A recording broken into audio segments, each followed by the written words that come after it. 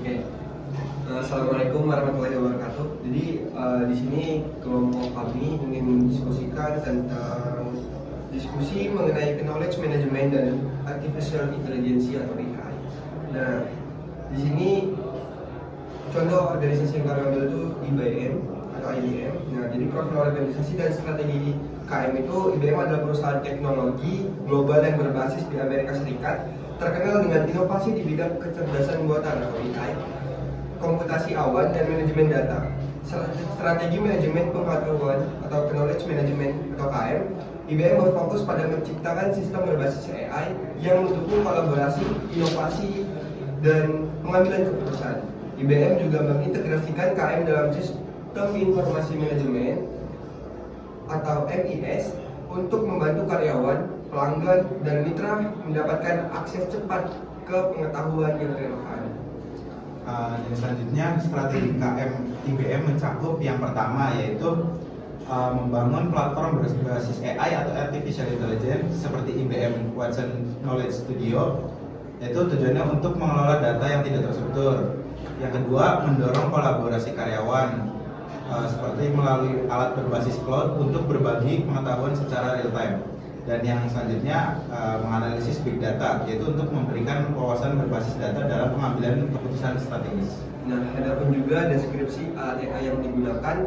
Yang pertama itu ada IBM Watson, yaitu platform AI utama IBM yang digunakan untuk analisis data, pembelajaran mesin, dan pencarian informasi berbasis Natural Language Processing atau NLP. Yang kedua itu ada Watson Discovery, yaitu untuk membantu karyawan dan pelanggan dalam mengekstraksi wawasan dari dokumen besar atau data tidak terstruktur. Dan yang ketiga ada chatbot Watson Assistant yang digunakan untuk mendukung interaksi pelanggan dan menjawab pertanyaan secara otomatis, termasuk yang terkait dengan akses ke pengetahuan perusahaan. Dan yang terakhir ada data mining tools. IBM menggunakan alat seperti SPSS Modeler untuk menganalisis pola data dan memberikan rekomendasi.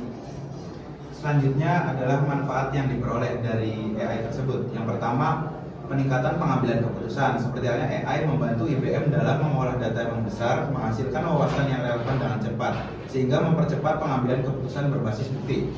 Yang kedua, efisiensi dalam berbagi pengetahuan, seperti sistem berbasis cloud dan AI memfasilitasi kolaborasi lintas tim bukan secara global, sehingga meningkatkan efisiensi kerja.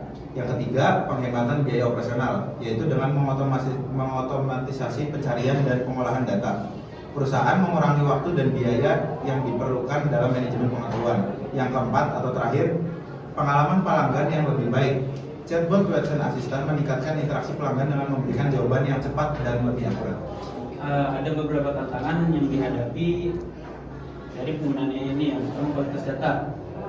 Data yang tidak lengkap atau tidak terstruktur dalam mengurangi efektivitas alat AI. Yang kedua, resistensi karyawan. Karyawan yang tidak terbiasa dengan teknologi AI mungkin menghadapi kesulitan dalam mengadopsi sistem baru. Yang ketiga, masalah keamanan dan privasi. Penanganan data sensitif melalui AI memerlukan pengamanan ekstra untuk melindungi privasi dan kepatuhan terhadap regulasi. Yang keempat dan yang terakhir, biaya implementasi awal.